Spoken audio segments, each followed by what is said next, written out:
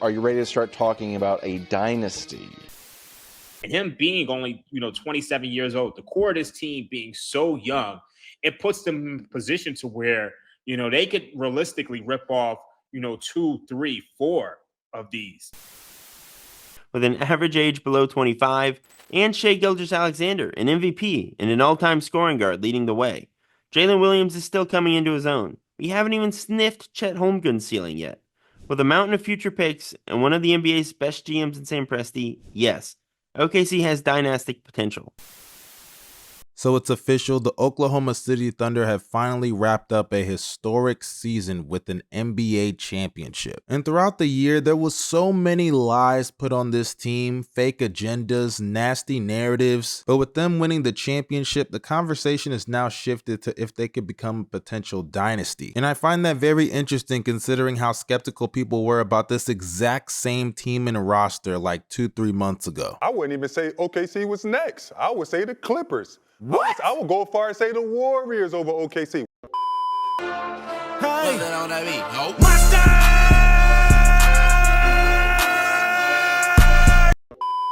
It's not breaking news for me to say that the Thunder are going to be a household name for the next decade, it feels like. This is a team whose big three consist of players such as Chet Holmgren, who's 22 years old, hasn't even played a full season in the NBA yet, and is already one of the best defenders in the league. And even though obviously has flaws offensively that we saw throughout the whole playoffs, especially in the finals with his on-ball creation, he can still space the floor at the 5, has some potential with his ball handling ability, passing, playmaking, and just off that alone can give you 15 to 18 points per game on any given night. Chet has so much room to grow, and when you watch him, you can see the potential every single time he gets the ball. For him, it's all about staying healthy and building on what he's already shown. Now, the health is something that we're going to get to later on in this video, but I do think the future is bright with him. Then you got J-Dub, who's 23 years old, already one of the best defenders in the league. The guy is a 6'5" wing who can go out there and guard multiple positions, even play the 5 when Chet was out with the injury in the small ball lineups. Elite help defender, weak side rim protection, gets in passing lanes, fights over screens, moves his feet well laterally. There's really nothing he can't do on that side of the ball. And offensively, just like Chet, yeah, he can be a little bit suspect at times, especially in some big games, I ain't gonna lie, but he showed more than enough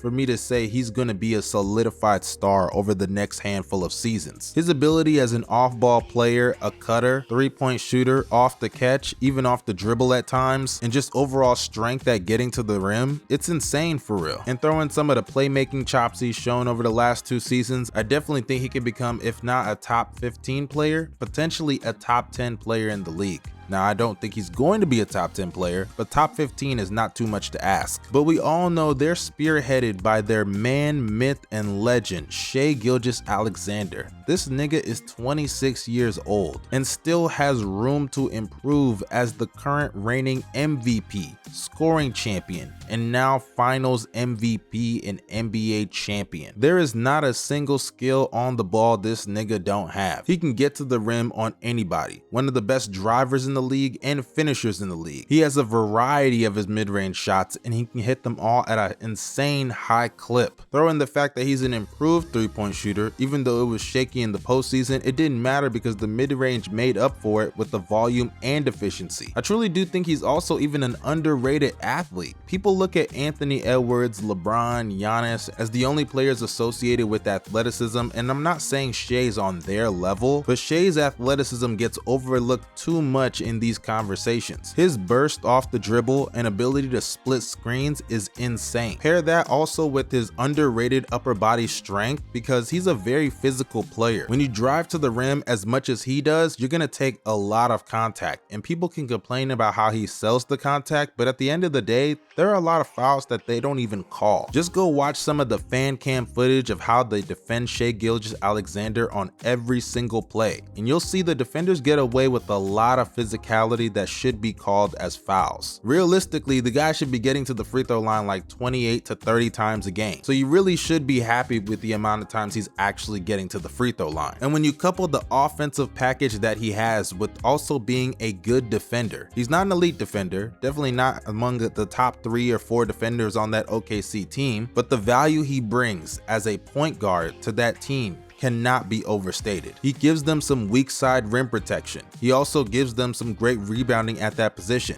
He's also good at getting in passing lanes. He has a specific role to use his size on that side of the ball and versatility, flexibility, and he does it very well. There's been a lot of conversations about where Shai's season this year ranks on the all-time scale, and I ain't gonna lie, I really don't know where it compares to other all-time greats outside of the guards, but I can say for point guards, it's up there with the best of them. This was an all-time great scoring season in the regular season and playoffs, and he capped it off with a championship and finals MVP. You can't just act like that doesn't matter. It was one for the books, and obviously the greatest season in Oklahoma City history. Now, I said all those positives about OKC's big 3, but now we have to get into the realistic part of the conversation, all this dynasty talk. Because I feel like we do this every couple of years with a young up-and-coming team or a team that was finally able to break through that glass ceiling with their best player and their role players, and we act like they're just about to run off a whole bunch of chips. And we have to remind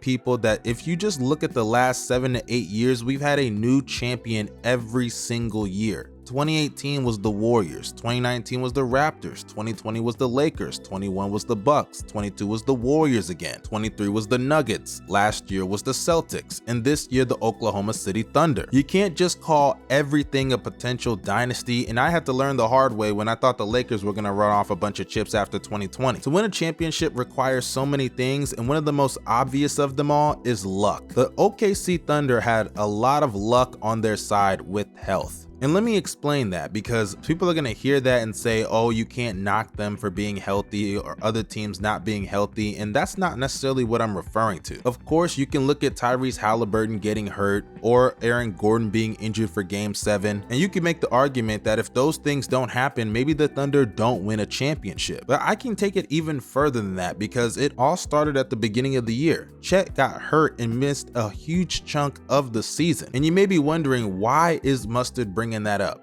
He still came back and played all of the playoffs. Well, I'll tell you why. Because in the future, when they're gonna have to let go of some of these role players like Alex Caruso, Kassan Wallace, Lou Dort, or Isaiah Hartenstein, who played a big role while Chet was out, who's also making over $25 million a year, that injury is gonna be a lot more detrimental when Chet's on a max contract. And I don't think it's a crazy assumption to say that Chet is gonna be an injury-prone player, or at the bare minimum more susceptible to injuries compared to his counterparts. He literally missed his rookie season due to an injury, and this year suffered an injury as well that limited him to less than 40 games played. Now, I'm not gonna put the whole injury prone label on him just yet. I mean, he did play 82 games last year and the postseason, so it's not like he's incapable of being healthy for a full year, but at the end of the day, it's something that you have to consider, and when you're throwing the word dynasty around, I don't think enough people are factoring in that aspect. And another thing people don't want to talk about in this conversation is the fact that Chet and J-Dub, they may never get better. There have been numerous examples in NBA history of young players showing hella promise and potential, and then they follow that up by being stagnant and plateau. The more and more OKC relies on Chet and J-Dub, the standard of their level of play will continue to go up. What's gonna happen when Isaiah Hartenstein's not there for the double big lineup and Chet's playing as bad as he did in the NBA Finals? What's gonna happen when they lose guys like Lou Dort and Alex Caruso and Shai's gonna have to guard more on the ball? These are all realistic scenarios and questions you have to factor in when you're having the conversation of a potential dynasty. And when you look at the history of OKC, they are a small market team. Hence, going over the luxury tax and the apron, those are not things they can afford to do like the Los Angeles Lakers or the Golden State Warriors. Now, they may keep doing it if they're winning championships and making the finals consistently, but the moment that stops and it goes to first round exits or second round exits, who really knows what the owner and Sam Presti Dynasty are going to have to do with their decisions. And while we're on the topic of the front office, I will give them credit and argue for them in this aspect. They do have hella draft picks, and OKC has proven that they can draft very well, make smart decisions in the trade market, and whether that's getting guys in the second round or late first round picks, or even looking at an undrafted player like Lou Dort, they have earned the benefit of the doubt. At the end of the day, I think OKC is great. I think they have an insanely bright future. Having an MVP in Shai Gilgeous-Alexander alone sets you up for a great future. And paired up with one of the best defenders in the league, a two-way player in J-Dub, as well as Chet Holmgren, a young center on the rise, the possibilities truly are endless, which is why I understand that the conversation of Dynasty is being had. But all I ask for is realistic expectations and honest conversations. This is a team that many people didn't even think would get here because of their age. They were doubted at almost every single turn by so many media members, former NBA players, who scoffed at every single thing they did this regular season, despite them winning 68 games, despite them having a historically great defense, and despite them having the league leading scorer and now finals MVP and regular season MVP in Shai Gilgeous-Alexander. But now all I ask for is for people to not get carried away.